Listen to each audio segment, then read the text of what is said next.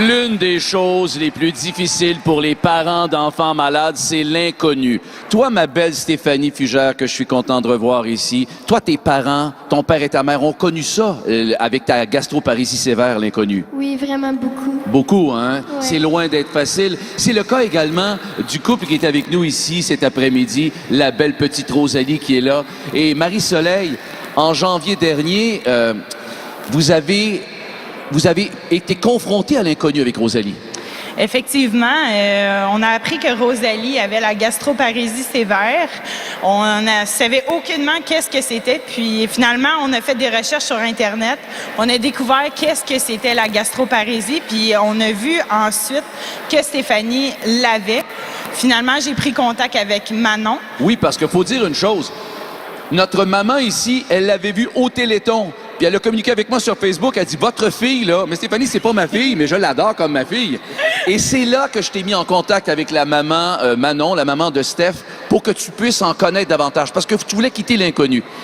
Effectivement, parce qu'on va se le dire entre vous puis moi, la gastroparésie, c'est assez nouveau dans le domaine infantile. Ouais.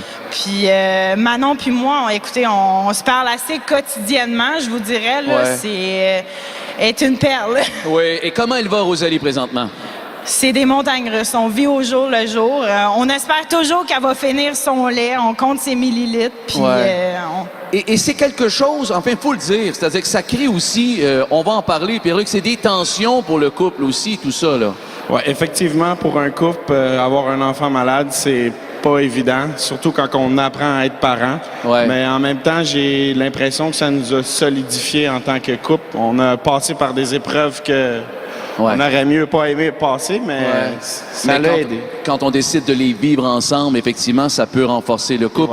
Voilà. Marie-Soleil, dis-moi, il y a aussi le fait qu'il crée une tension, c'est énormément coûteux. Parce que tu en parlais avec Manon, justement, puis Stéphanie, ils prennent des médicaments qui sont les mêmes. C'est coûteux, tout ça. Effectivement, chaque hospitalisation, ça coûte des sous, ce qui est des frais de manger, stationnement. Bref, ça coûte assez cher. Les médicaments, on parle d'un médicament qui est le 6 avril, qui est non autorisé au Canada, donc c'est les débourser à nos frais. C'est pas remboursable avec les assurances ni avec le gouvernement, donc Ouais. on parle de grosses dépenses ici, là. Ouais. Et qu'elle est belle, la petite. Elle fait partout en coulisses, tout le monde fait comme elle est belle, la belle Rosalie. Mais évidemment, on se doute pas. Quand on la voit, on se dit, ben non, elle est pas malade. À cet effet-là, en terminant, Marie-Soleil, tu avais envie de nous parler justement, tu as un message à livrer pour ceux qui ont des maladies qui sont peut-être moins visibles.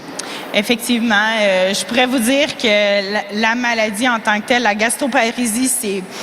Rosalie ne manque pas de cheveux, elle manque pas de tonus, elle n'a pas la face rouge, elle a une maladie qui se passe en dedans, qui est son petit estomac, qui est paresseux.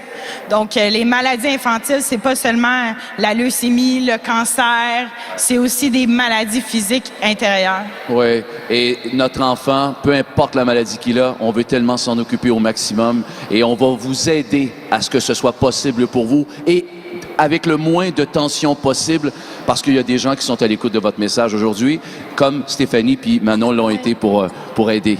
Merci beaucoup. Alors, vous comprenez le message, c'est à vous de téléphoner.